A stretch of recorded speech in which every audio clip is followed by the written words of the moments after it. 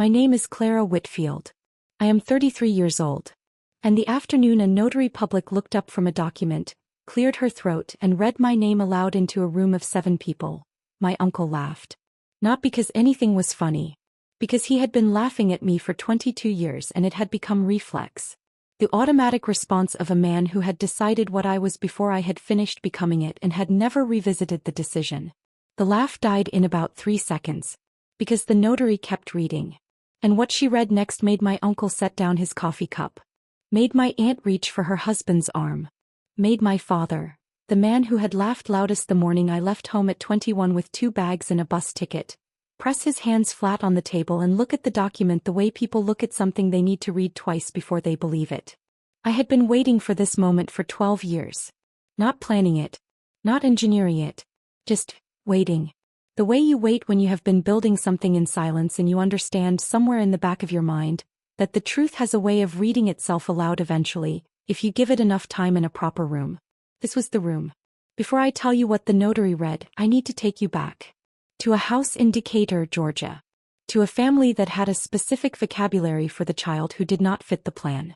And to the morning I walked out of that house at 21 and heard my uncle say something to my father on the porch that I was not supposed to hear but heard completely. I kept that sentence for 12 years. Tonight it had its answer. If you are watching right now, drop your city in the comments. I read every one. And if you have ever walked out of a room while people were laughing, like this video, stay with me. I grew up in Decatur in a house with too many opinions and not enough listeners. My father, Gerald Whitfield, had run an auto parts distribution business for 25 years. He was a man built for certainty. Certain about inventory, certain about margins, certain about which of his children had the capability to matter. His certainty was his strongest quality in business and his most damaging quality as a father. My mother, Patricia, had left when I was 9. Not dramatically. She was simply there one day and not there the next, and my father had explained it as a mutual decision and changed the subject whenever it came up after that. My older brother Raymond was the certainty. Steady, predictable, the kind of son who showed up to things and did not require explaining. He went into the business at 22. My father handed him increasing responsibility the way you hand someone tools when you trust their hands. I was the variable. Not rebellious. Not difficult. Just specifically inconveniently different. I drew constantly. I rebuilt broken electronics from components I found at garage sales. I taught myself to code at 15 from library books because the school's computer class moved too slowly. I had a mind that operated in systems and patterns, and I had grown up in a family that communicated in traditions and expectations, and the two vocabularies did not overlap as much as anyone had hoped. My father called this unfocused. My uncle Marcus, his younger brother, the one who appeared at every family event with the specific energy of someone who has made himself the audience for someone else's life, called it something less polite. At 19 I told my father I wanted to study computer science. He looked up from the inventory report he had been reviewing and said with genuine puzzlement, "What would you do with that?" "Build things," I told him. He returned to the report. "There is no career in building things that do not exist yet. Come work the counter. Learn the real business." I lasted at the counter for 8 months. Then I applied to Georgia Tech on a Tuesday afternoon without telling anyone and got in on a Thursday and told my father on a Friday. He was quiet for a long time. Then he said the business needed people who understood the business, and if I was determined to study something impractical I would need to fund it myself. I took out loans.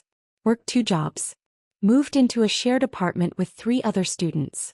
Came home for holidays and sat at a table where nobody asked about the degree. At 21, after my sophomore year, I came home for a week in June. My last night there my father and my uncle were on the porch after dinner. I was inside washing dishes. My function at family gatherings, the thing I did that made my presence useful if not notable. I heard my uncle through the screen door. "She is going to fall flat," Marcus said. "Every generation has one. The one who thinks they are different. She is yours." My father made a sound that was not agreement but was not disagreement either. "I give her 2 years," Marcus said. "Then she comes back." There was a pause. Then my father's voice, quieter, more careful, said, "Maybe."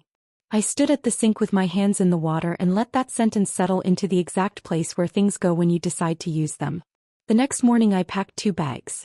Bought a bus ticket to Atlanta. Walked past my father on the porch, past my uncle in the driveway, and down the street to the bus stop. Marcus laughed. Not a cruel laugh. A dismissive one. The laugh of someone who is so certain of the outcome that the departure is already the punchline. 2 years, he said. To my father. Like I was not there. I kept walking. I did not look back. Not because I was not scared. Because looking back would have given the laugh more power than it deserved. Georgia Tech graduated me in 3 years. I finished early because I was taking every available credit and working 2 jobs simultaneously and had no social life to speak of, and was running on the specific fuel of a person who has been told what they cannot do and has not finished proving otherwise yet. My first job was at a software startup in Atlanta. For people, a rented office above a dry cleaner, and a product that was 3 months from launch when I joined and 6 weeks from collapse when I arrived and figured out why. The lead engineer had built something elegant that solved the wrong problem. I rebuilt the core architecture in 11 days. Working nights. On a whiteboard I bought myself because the office did not have one. The product launched. The company did not collapse. The founder, a woman named Iris Cole, looked at the rebuilt architecture on the whiteboard and said, "How old are you?" 23, I told her. She was quiet for a moment. Then, equity or salary raise. Pick one. I picked equity. That decision, made at 23 above a dry cleaner in Atlanta, was the first link in a chain I did not yet know I was building. I want to be precise about the next 9 years because the precision matters. Not a montage. Not a highlight reel. The actual texture of building something from nothing when nobody is watching. 24. The startup got acquired. Small acquisition, not headline news. But my equity was worth enough to clear my student debt and leave a number in my account that I stared at for 20 minutes before doing anything with. I reinvested it. Not in stocks. In a second startup where I came in as CTO. The specific role of the person who decides how a technical product is actually built, which is different from the person who decides what it should do. 26. That company raised a Series A. My equity grew. 28. I started my own company with 2 people I had worked with at the second startup. We built enterprise software for supply chain management. Not glamorous. The kind of product that nobody writes magazine profiles about, but that solves a real problem for real businesses who pay real money for a solution that works. My father ran a distribution business. I had grown up watching inventory flow and truck schedules and the specific friction of parts that needed to be in one place and were in another. I understood the problem from the inside. By 30, my company had 18 employees and 22 clients and a revenue run rate that made the investors who had passed on our seed round send polite follow-up emails that I kept in a folder I labeled, without much irony, 2 years. By 32, we had 41 employees and a term sheet from an acquisition partner that I spent 4 months reviewing with an attorney before I agreed to it. The acquisition closed on a Tuesday morning in March. My portion of the proceeds, after taxes and distributions to my co-founders and the equity pool, was $7,200,000. I did not call my father. I did not call my uncle. I did not post anything or send announcements or perform the moment in any direction. I sat in my attorney's office and looked at the wire confirmation and thought about a screen door indicator and a laugh that had been following me for 12 years. Then I called my grandmother. My grandmother, Vera Whitfield, was the only person in my family who had never laughed. Not because she was without humor. She had a dry, precise wit that could dismantle a room in 2 sentences. But she had never laughed at me. Not once. Not the dismissive kind, not the uncomfortable kind, not the kind that meant she had decided what I was. She was 78. She had worked as a bookkeeper for 35 years and kept her own finances in a green ledger she updated every Sunday and believed, with the specific conviction of someone who had watched money move for decades, that the most important financial decisions were the ones that could not be reversed by someone else. She had been the one who taught me to read a contract at 17.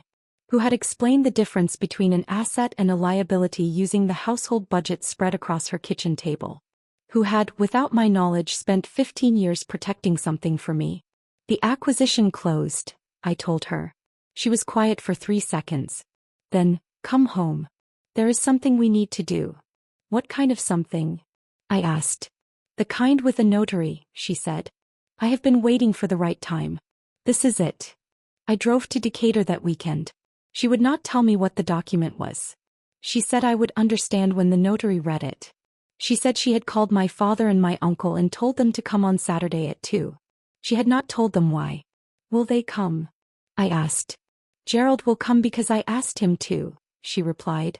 Marcus will come because Gerald comes, and Marcus has never missed an opportunity to be in a room where something is happening. He was right. They both came. The living room of my grandmother's house on Saturday at 2. 7 people. My grandmother at the head of the table, straight-backed, green ledger closed in front of her. My father on her left. My uncle Marcus beside him. The same man, older now, with the same quality of someone who believes they are watching someone else's story and are comfortable with that position. Raymond, my brother, in the corner chair. 2 aunts who had been called because my grandmother believed in witnesses. And me. Across from my father. The notary, a woman named Frances Liu, arrived at 2:05 with a briefcase and a professional composure that suggested she had been in complicated rooms before and found them manageable. My uncle looked at the briefcase. Then at me. Then at my grandmother. What is this about, Farah? My grandmother folded her hands on the green ledger. Frances is going to read a document. When she is finished, you will understand. Marcus opened his mouth. My grandmother looked at him. Just looked. The specific look of a woman who has been managing this family for 78 years and has one thing left to do. He closed his mouth. Frances opened her briefcase. Before I tell you what Frances read, drop a fire in the comments if you have ever built something in complete silence. Subscribe if you are not already here. Because the next 15 minutes of this story is the thing 12 years of silence was building toward. Frances Liu read for 9 minutes. She had the flat professional cadence of someone for whom documents were their native language. No drama. No pauses for effect. Just the clean, precise delivery of someone who understood that the words themselves were sufficient. The document was a trust instrument. Established in 2012. The year I left with 2 bags and a bus ticket and my uncle's laugh following me down the street. My grandmother had watched me walk away that morning. She had seen my father's silence and her younger son's certainty. She had gone inside and called her own attorney on a Monday and started the process of doing something about it. The trust held the family home, the house on Crane Mill Road that had been in the Whitfield family since 1974 and that my father had assumed, without anyone ever explicitly confirming it, would pass to him and Raymond as the primary family assets. The sole beneficiary of the trust was me. Not my father. Not Raymond. Not split equally among the grandchildren. Me. In establishing this trust, Frances read, the grantor Vera Louise Whitfield notes the following. My granddaughter Clara has been told by members of this family that she would fail. She has been laughed at for leaving. She has been given no investment, no support, and no credit for what she was clearly already becoming. This trust is not compensation. It is a correction of the record. The home belongs to the one who was told she did not belong. That is how it has always worked in families that pay attention. I have been paying attention. Frances closed the folder. The room was completely still. My uncle had set down his coffee cup somewhere in the middle of the 3rd paragraph. It was still sitting where he had placed it. Slightly too carefully, the movement of a man who needed something to do with his hands while everything he thought he knew was being rearranged. My father was looking at the document. His hands were flat on the table. He was reading it the way he read inventory discrepancies. Looking for the error, the column that did not add up, the decimal point in the wrong place. There was no error. Raymond was looking at the window. My grandmother sat at the head of the table with her hands folded on her green ledger and her expression entirely composed. The composure of a woman who has been waiting 9 years for a Saturday afternoon in her own living room. Marcus made a sound. Not a laugh. Something smaller. The compressed sound of a man who has realized that the punchline of a joke he told 12 years ago has turned around. She cannot, he started. She has, my grandmother replied without turning to look at him. 11 years ago. Properly executed. Witnessed by 2 independent parties. Filed with the county. Your name is not on it, Marcus. Neither is Gerald's. The family home belongs to Clara. Quietly. Finally. It has belonged to Clara since 2012. I was waiting for the right time to tell everyone. My father was the first one to speak to me directly. Not immediately. After Frances had closed her briefcase and nodded at my grandmother and let herself out with the professional discretion of someone who understood that what happened after the reading was not her business. After Marcus had made two more sounds that did not become sentences and my aunts had exchanged a look and Raymond had continued looking at the window. My father stood up, walked around the table. He did not sit down beside me. He stood, the posture of a man who is not sure whether to stay or go and has chosen to stay without knowing why yet. 2 bags, he said. Yes, I told him. And a bus ticket. The bus was cheaper than the train. He was quiet for a moment. I did not stop you, he said. No. I should have. I looked at my father. 62 years old. The man who had handed Raymond tools and handed me silence and had not understood for 12 years. That silence was also a kind of tool and I had been using it the whole time. You could not have stopped me, I told him. Not because I did not want to stay. Because what you were offering me was not a life. It was an assumption. And assumptions do not fit the way lives need to fit. He pressed his lips together. The expression of a man receiving an accounting. The acquisition, he said. When did it close? Tuesday. How much? I told him. He looked at the ceiling for a moment. Then back at me. 7 million, he said. Not jealously. Not bitterly. With the specific expression of a man doing the math and understanding what 12 years of silence had been building. Yes. You did this without anyone, I said. Yes. He was quiet for a long time. I am sorry, he said. For the counter. For not asking. For letting Marcus. Dad. He stopped. The apology is a starting point, I told him. Not a resolution. There is a difference. I know, he said. What does the starting point look like? Call me, I replied. Ask about the work. Not the money. The work. Listen to the full answer. That is where it starts. He nodded. The nod of a man who has decided something and means it. My uncle left without speaking to me. I had not expected him to. Marcus was not built for direct accounting. He was built for certainty and the certainty had collapsed and what remained was a man trying to find his footing in a room where the floor had shifted. Raymond came over before he left. He had barely spoken during the reading. He stood at the edge of the room with the expression of someone who has understood that they are a secondary character in a story they thought they were central to. I did not know about the trust, he said. I know you did not. She never. Raymond. Kept my voice level. I am not angry at you. But I am also not going to spend this afternoon managing how you feel about a decision that was not about you. He was quiet. The business is yours and Dad's, I continued. That was always the plan. Nothing about today changed that. What changed is that I am no longer the one who does not have anything. He looked at his shoes. Then back at me.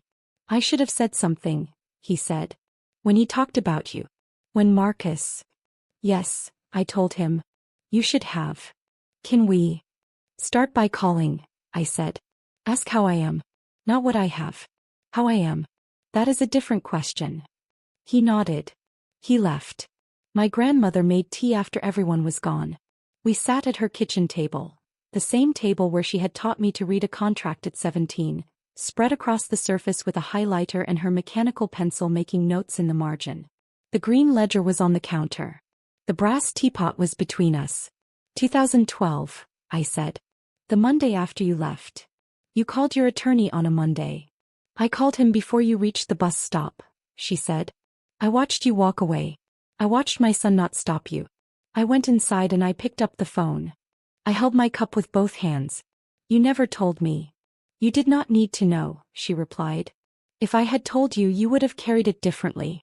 You would have known there was a net and knowing about the net changes how you walk the wire. You wanted me to walk without it.